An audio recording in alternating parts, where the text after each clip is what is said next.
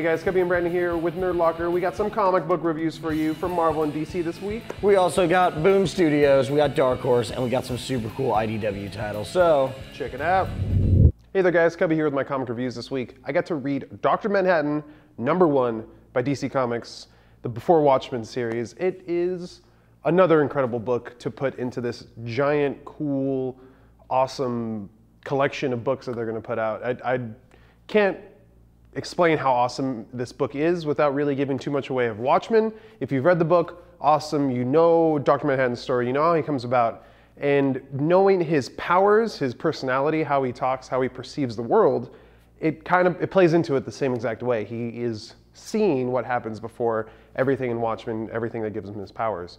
It's going to be a 4-issue series, so I'm really, really excited because it's going to tell a lot of story really, really quickly, and it's drawn by the wonderful, wonderful Adam Hughes. Does the cover for it as well. Oh man, I'm a huge fan of this guy, and everything looks absolutely gorgeous. It just really, really played really well with the entire Watchmen story, the timeline, just the timeline of the actual world that it's placed in. Everything was just really on point. J. Michael Straczynski can write a damn good comic book, and it deserves 5.5 Nerd Skulls. But it's gonna get 5. Hey guys, Brandon here, and this week I got to read Super Crooks #4. This is the final issue, and this is a very good issue. They're actually going through with the actual heist right now, and it's cool to see all of these superheroes using their superpowers to infiltrate the bank vault. The ending's really cool. I'm always been a fan of Mark Millar, even if his stuff is a little sick and a little, kind of pushes the comfortable zone for a lot of people, but I've always been a fan. I love everything that he does. I'm hoping that this spawns a second, Super Crooks miniseries, because I had a whole lot of fun reading this. Awesome artwork. I'm giving it 4 out of 5 Nerd Skulls. Hey guys, this is Haley with my review of Spike #1.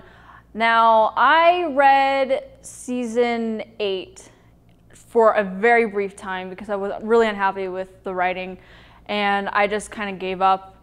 And then like a month ago, I picked up Faith and Angel, and I still just constantly feel like the characters are written out of character from the show. So I just picked this up expecting it to be bad, and I was actually really surprised.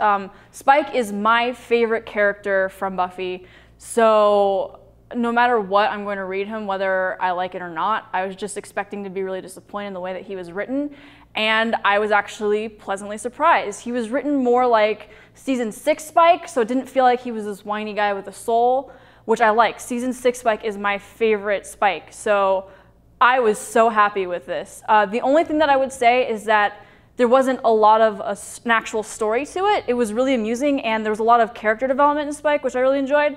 So I'm gonna give it 4 Nerd Skulls, hoping that it'll have more of a story as it continues.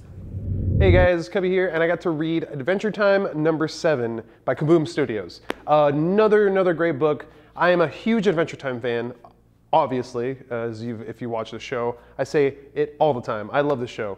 But the comic book, it's a little different. It feels very different. There's like a narrator. Obviously, it's a comic book. You're gonna get that usually in a story. But it still carries that same feel and style. The jokes are the same. Everyone's pretty much the same. It's just another way to watch the show. So I cannot talk greatly enough about this book. And there's a ton of cool backup stories. In this one, it was a Lumpy Space Princess one, and then one concerning BMO, which plays into the main story, which was really, really fun and cool because BMO is one of the coolest characters, even though he's really weird and slightly Asian. I don't know.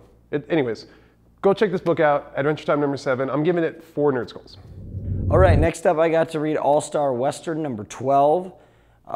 This is still one of my favorite books out of the New 52. I love that it's still going on and hasn't got canceled because I was a little worried there for a minute, but you're still uncovering a lot of Gotham's history, and you're seeing familiar names and how everything ties in, and this is the fallout of Jonah Hex and Amadeus Arkham and Tallulah Black being kidnapped by the Crime Bible people, and it was a very action-filled issue. It's very violent, but like I said, I'm loving this book. Definitely pick it up if you're not. I think this is the end of this story arc, so the next one is issue 0, and then you'll have 13, and that would be a perfect jumping on point for anyone. So pick this up. I'm giving it 3.5 out of 5 Nerd Skulls. Hey guys, I got to read Justice League Dark number 12.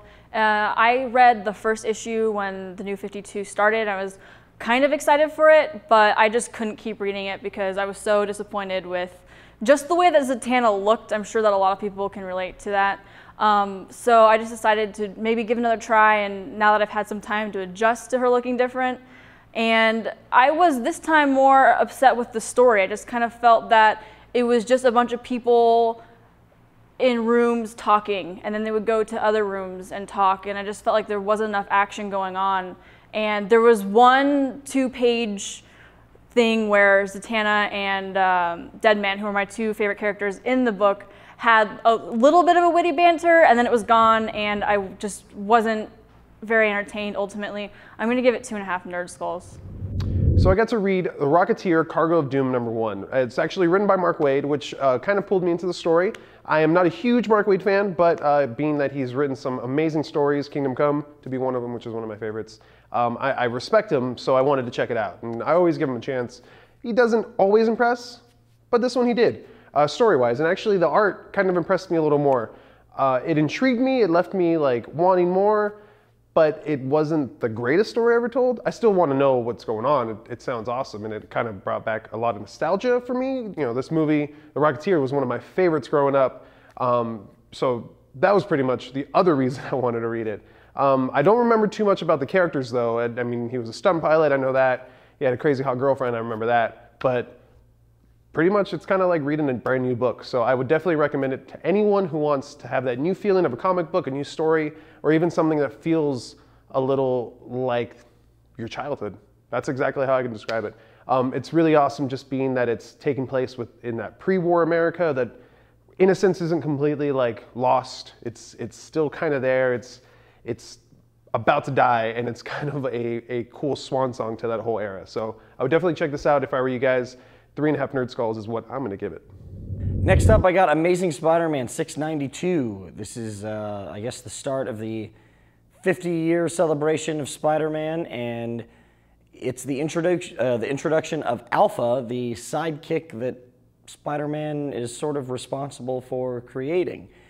Really cool how they kind of tie it into the classic story of how Spider-Man came to be, and this is very much in the same lines, but it's Peter Parker having to deal with somebody who is doing and saying and acting out all these things that he wanted to do when he first got his superpowers at the same age. So it's cool kind of watching him take on this responsibility role with this kid, Alpha. I'm hoping he doesn't stay too, in all the issues. I mean, I hope we see more of him, but I hope that he doesn't become like a sidekick to Spider-Man, because I love Spider-Man on his own. But either way, really cool. And you got 2 backup stories in there. One that talks about what happened to Spider-Man's costume when he first quit being Spider-Man, and just another Peter Parker story in there. But both really good. I picked this up. It's 3 out of 5 Nerd Skulls.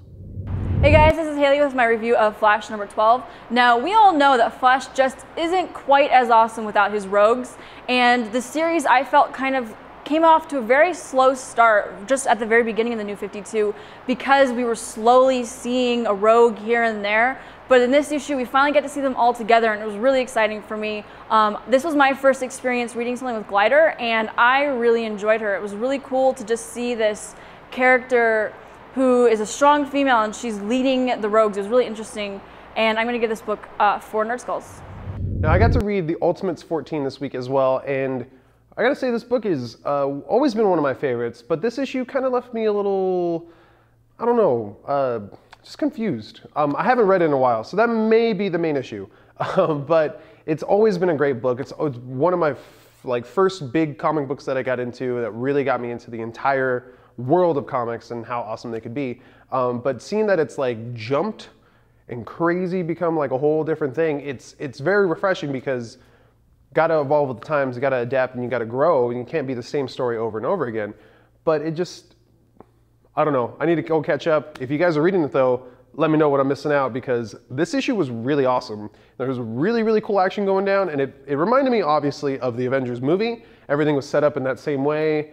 Everyone does a big city fight, and instead of everyone fighting all in the same circle, they're spread out and everyone's helping each other. And it just felt like they were trying to copy the Avengers too much.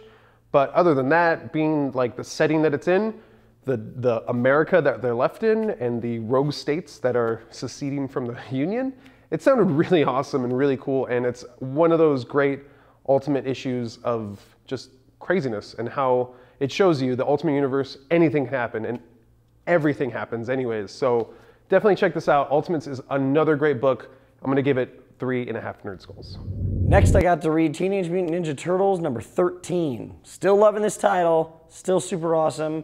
We're dealing with the fallout of the whole meeting with Shredder and them sort of getting back to normal, and it looks like Splinter's doing a lot of reflecting on what's happened with him and his kids, and you see Shredder and his granddaughter sort of preparing for the next strike against the Turtles and what they're doing with the Foot Clan.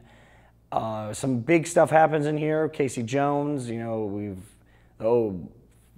I guess the storyline with him lately has been, you know, him and his dad beats him, and Raphael's had enough, and Splinter's gonna go after him to show him, you know, it's not what you do, and crazy ending. Super unexpected ending. Kind of can't wait to see how the next issue goes. I hope it kind of doesn't go in this direction, but either way, I'm still loving it, and I'm giving this 4 out of 5 nerd skulls. Hey guys, this is Haley. I've been waiting a while to be able to read Mind Management, and I got to this week with issue number 4. And I've been excited for it because of Matt Kint's work before with Revolver, which was one of the best graphic novels that I have read to date.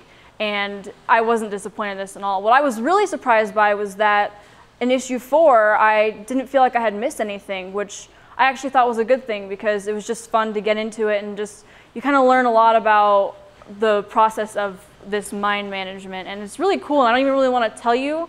Like, I want you to just go and experience it yourself because it's just a unique reading experience. I'm giving it 4.5 nerd skulls. Hey there guys, Cubby here. I got to read Dragon Age number 1. I gotta say, I'm a huge Skyrim fan. I'm a RPG fan, fantasy fan, Game of Thrones, yada yada, all that stuff. It's great stuff for me, and it's pretty much what I'm into. I've never played Dragon Age. I've kind of shied away from the game. I love the makers of the game, and I'm told I would love the story. So I have no idea what's going on in this issue. I have no idea what's going on in this story whatsoever, and it was pretty awesome. It's kind of like a good, refreshing way to look into it because everything is so new and different, and it's pretty much the same thing as all those other things. You have elves, you have humans, you know, crazy cultures, and you know, awesome, cool old-timey ships and swords and magic and whatnot. But it's told from that kind of perspective of Game of Thrones. If you're familiar with that, it's very real. It's very powerful in terms of the way it makes you feel. And this book carried some of that, not to the full extent. It didn't have that full power punch, but it definitely left you wanting more action and things like that, which it had. It was definitely leading up to that, and I can't wait. I'm totally hooked. I'm gonna go pick up the video game now. So I'm gonna give this book 3.5 nerd skulls, and I'm gonna ask you to check it out. Last up, I got Super Dino number 13. This is still a very fun, family-friendly, but cool enough for adults to read book. It's something you should pick up, parents, for your kids. You can read with them, read by yourself. It's fun all around. We're in the center of the Earth with the reptilians, and Super Dino is also in the center of the Earth, another level, I say, with other dinosaurs, and he's realizing he's kind of just out of place everywhere he goes. But it's a really action-packed issue. It's still, like I said, a lot of fun, and I would definitely recommend this to anyone, young or old. I'm giving it 3.5 out of 5 nerd skulls. All right, that is all the comic reviews we have for you this week, but until next week, be sure to check us out on Twitter, Facebook, YouTube, and nerdlocker.com, and let us know if there's any comics you want us to review. I'm Brandon. And I'm Gabby. We'll see you next week for more comic reviews.